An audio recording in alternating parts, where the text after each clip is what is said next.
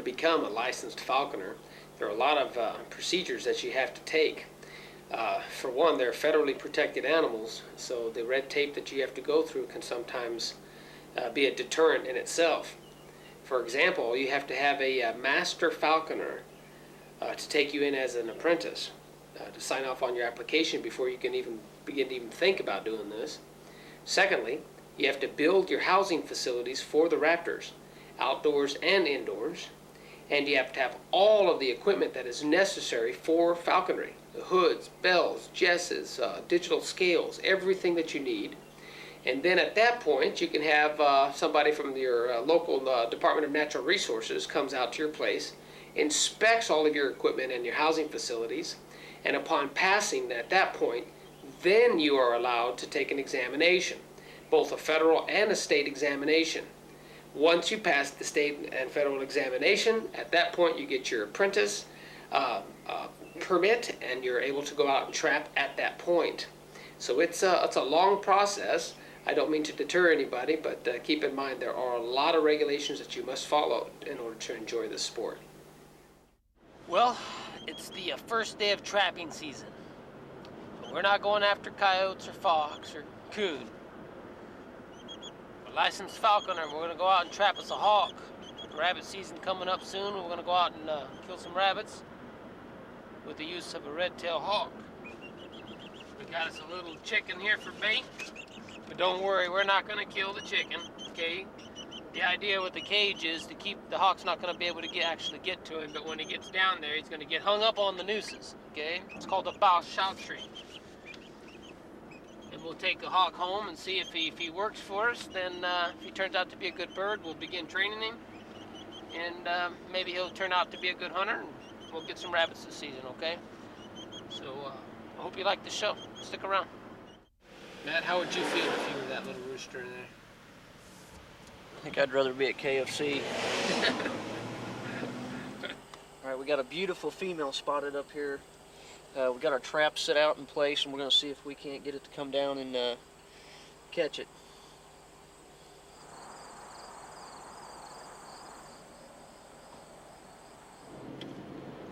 Well, that one didn't work out. We had a couple of traps out. We thought we had an immature bird, but we ended up having a mature bird. We're not allowed to trap mature birds, so we're going to try it again somewhere else.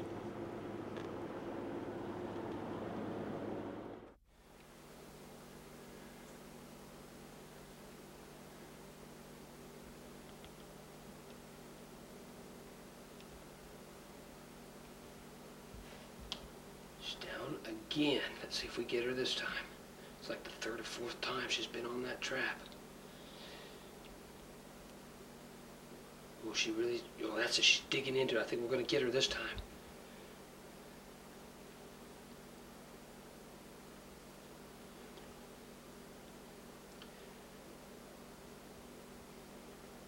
She is on the trap.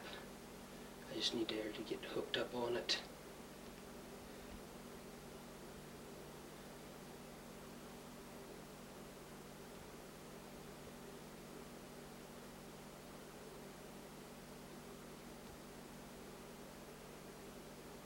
She's hungry. Good thing those quail are inside that cage. We got her. I think she's tied up now. I'll find out the second she tries to fly off.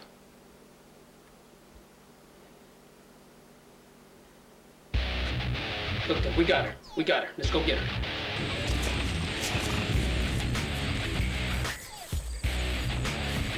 Nice, beautiful. No, this is a little man. I'm pretty sure this is you.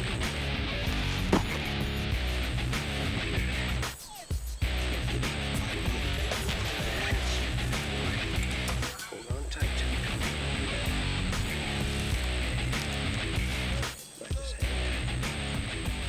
Ain't nobody gonna hurt you, okay? I just gotta take some precautions here so you don't hurt me. All right? We got another hood made just for you, okay? Just go ahead and put it on. It's all right. Ain't nobody gonna hurt you. Oh boy, this hood's a little, well, it's perfect. Fits perfect, actually. This is kind of a dangerous part of the operation.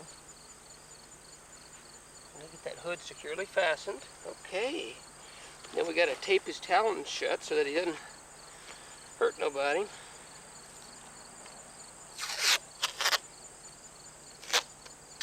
All right. There we go. Now you're safe to work with. Okay. Let's come on up here. Everybody get a nice look at our newest HTS Pro Team member. If he makes the cut, if he turns out to be a real good hunter, we'll keep him.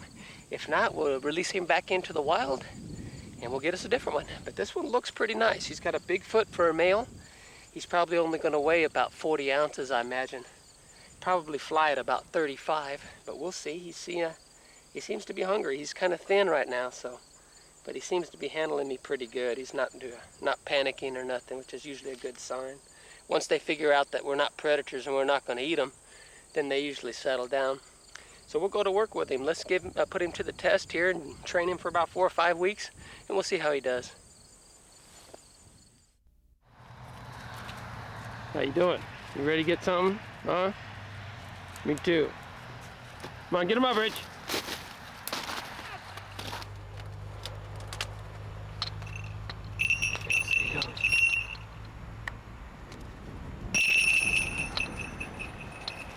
Got him! No, she missed him. She's down again.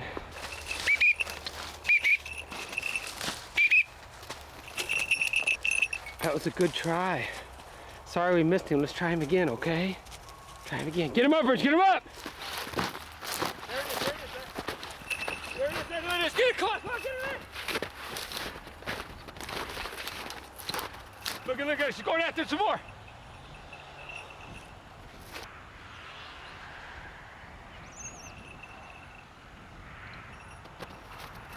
Where? Right there, running. Follow him there, follow him there, follow him there, follow him there. All right, well, she finally got us a nice rabbit here.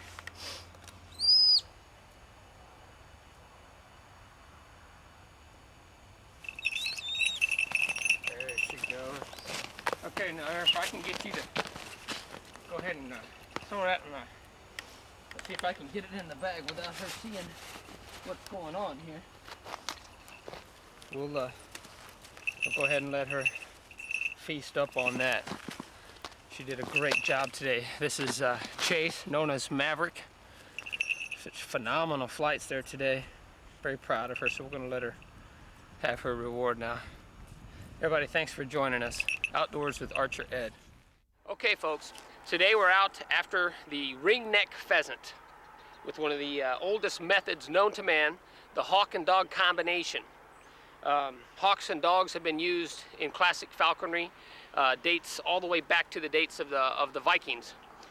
So we're going to attempt to modernize the sport a little bit and introduce you to the 2000 millennium high-tech sport of falconry. We got Maverick here hooked up with the Maverick Cam, which is a wireless camera there with a little battery pack that sits in between his shoulders there. And we're going to see if we can't bring you along and become the flight of the raptor when we flush these birds. We're out on a training exercise today for ringneck pheasants to train Maverick here. And what I mean by training session, these are put and take birds. These are not wild birds. We come out here, we put them out in the field yesterday. We're going to go get the dog here in just a few minutes and allow the dog to follow the scent and hopefully flush one of these birds for Maverick here.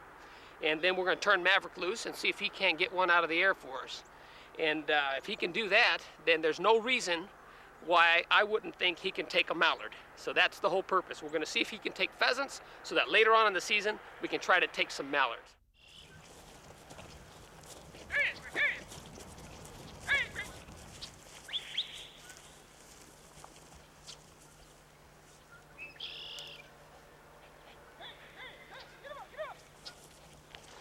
Here he is. Come on, get him up. She's getting birdie. Hold on, get back. Oh, she got him.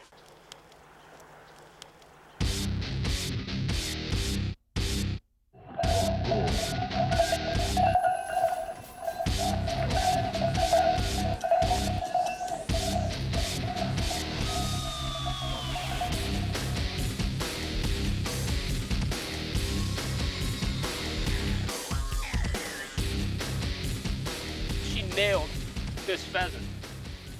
That is a very good sign. Maverick here has never taken a bird out of the air before. He did a really good job. I'm going to make sure that the pheasant is completely taken care of here. We don't want him to suffer, because in the wild, these birds will take, eat these animals alive. So at least the falconers do the honors of assisting there a little bit, so they don't have to suffer. Well, folks, there we have the first pheasant of the day, a full-grown male.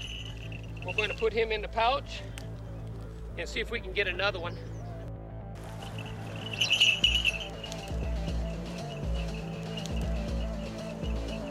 You got that? Yeah. Yeah. Hunting. Oh, he's hunting. Let's go. He wants to kill a rabbit.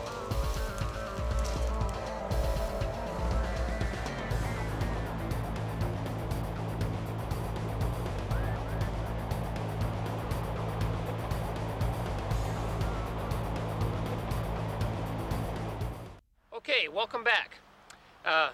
It's the second time we've been out training Maverick here to fowl. We put him on a couple of pheasants earlier, and now we're going to pursue what's known as the chucker.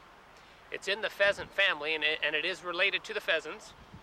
It's a little bit faster moving bird than the pheasant, but these are not wild birds. These are pen-raised birds. It's put and take to train Maverick to take fowl, because later on in the season we're going to attempt to take him on mallards, on wild ducks. So this will be a good opportunity for us to test him out and see if he's going to be able to do that. Get him up!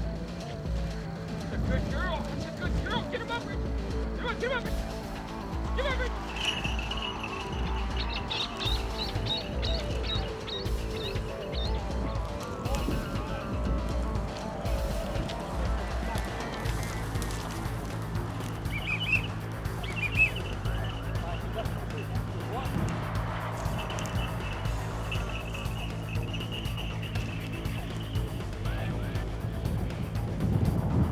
Well, those are some fast-moving birds. I don't know that Chase is going to be able to take them or not, but we're going to try again. Hey, Chase!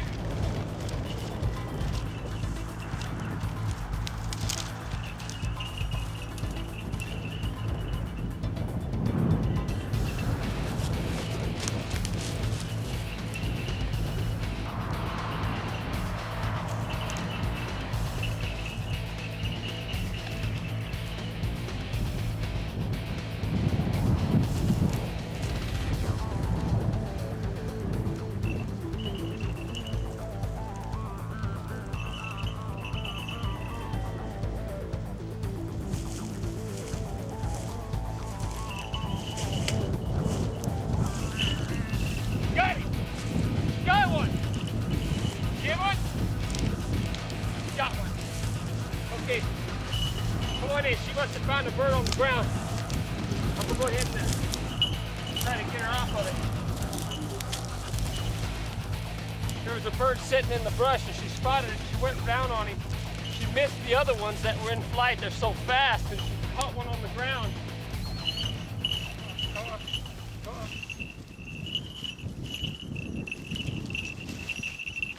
Good girl. All right. We'll take him any way we can get him, I guess.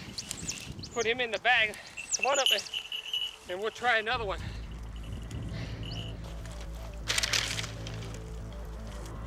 Get him up, get him up, get him up, Reach.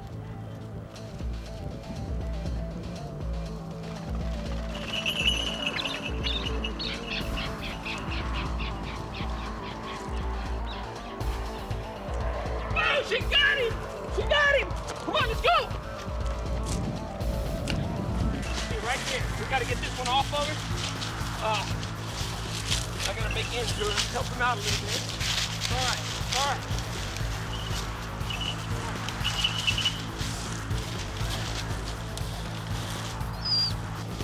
All right, I'm going to go ahead and see if he'll let me have it, and I'm going to trade him. Try to trade him a reward for a reward here, because that's my chucker. I want to have him for dinner tonight. Come on up here. You can have all this if you let me have that. Okay, come on. Come on. That's a good boy. That's the way it's done, folks, right there. Fowl with a bird of prey. It doesn't get any better than that. normally, and look at that, that's a full-grown chucker too.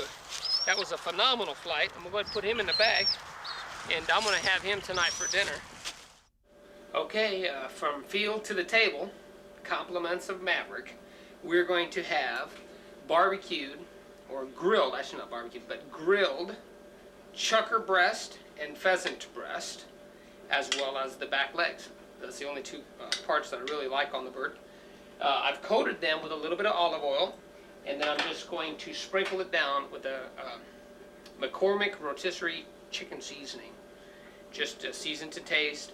The olive oil will keep it from drying out. Anytime I grill wild game, it's very important to use a little bit of a coating of olive oil just to keep it from drying out, because wild game is not as, it tends to be a little bit drier than most other meats.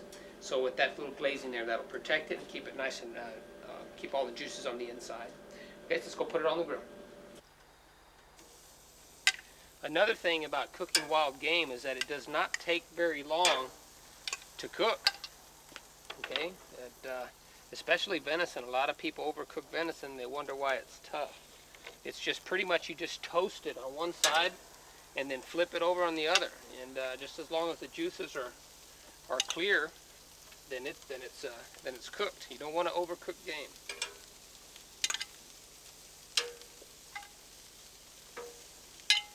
Oh, look at that. An incredible spread.